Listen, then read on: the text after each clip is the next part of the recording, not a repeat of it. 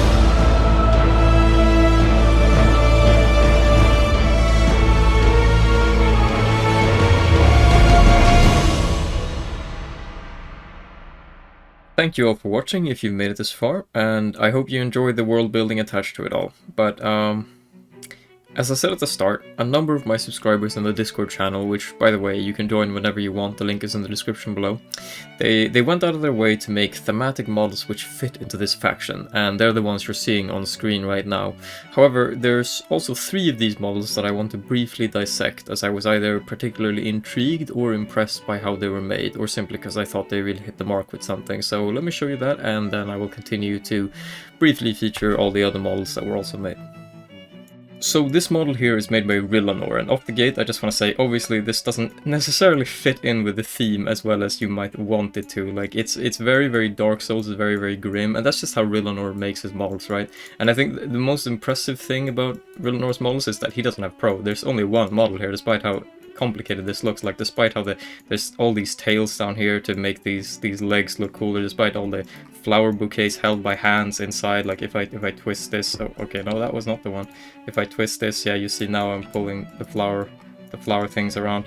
And then there's this hand here which holds an extra katana which is attached to this rapier, which usually this rapier looks awful, right? Like it's a huge baton rapier pretty much, it looks terrible. But by combining it with this katana and making it longer, the thickness of it becomes way less noticeable, and it actually really works for once. And I just gotta say, like, for a model that doesn't even utilize pro, this is very, very impressive, you know. Even if it doesn't perfectly fit with the theme, I needed to at least briefly feature this just based on how impressive I honestly thought it was. Now the second model that I wanted to feature is kind of similar in a way, like it also has all these flower crowns. Obviously, in this case, you can tell there's a very different style to this, and this is made by someone, like, I think it's called Synthra Modamada in the Discord, and I don't entirely know how to pronounce it, but you can see it's a very different style. Like, it's a lot more colorful than Rillanor stuff. Like, these things are very bright, and if I pull this around, you see, yeah, this is the firearm colored green to look like vegetation stuck onto this, to make it, you know, to give the look that there's like, he's like an overgrown dead soldier, and then you have another arm here. Yeah, this one is doing the same thing. It's got flower magic, I think, so if I pull this out, yeah, it's a firearm holding flower magic, which is then clipped into the body to make it look like he's overgrown. Now, the third model is this Landsknecht, made by Second Breakfast, that I kind of just briefly want to feature, because, like, Second Breakfast posts a lot in the Discord, and they're very, very good at making these, like, putting horns on characters and making it look like hair. And obviously a lot of people do this, but and in this case this is not even hair, so maybe it's a bad example, but the point is, you can tell they're very experienced with horns, and I think this very overly elaborate feather hat is a very cool concept of that. Also, just the flowing windy beard here, the yellow teeth, and obviously this classic Landsknecht combination of just using these legs and then no boots that aren't all the way down, so you can kind of color this. I think it's a very classic and still a very creative design all at the same time. And there were a lot of cool Landsknechts. Like if I quickly look, like, for example, at this one as well, I also thought this one was very creative with like the stick that's holding the gun up. I don't know exactly what it's called, but the point is, a lot of these Landsknecht models were very, very cool, and, you know, I can't credit all of them, but I appreciated all of them, that's what I can say. And finally, a bonus shout out to Cheese for the Cheese God. I'm not gonna really dissect this model because there's nothing overly complicated going on here. I just thought this was a very creative idea. You know, having 2 models, making one of them huge, coloring it like stone, and then just all this little, like, white suit or whatever you'd call it from chiseling this model. I just think this was it's a very simple but a very creative idea, and Now, finally, thanks to all of the people in my Discord who participated in this thing. It was really fun seeing everybody's models, and as always, if you like this video, please press like. If you dislike this video, then by all means press dislike. Also, I will probably be doing more of these in the future, and I might even expand the concept a little further to try and involve people more, so if you have any interest at all in this, I recommend you join the Discord, because that's where I'll be posting about these things.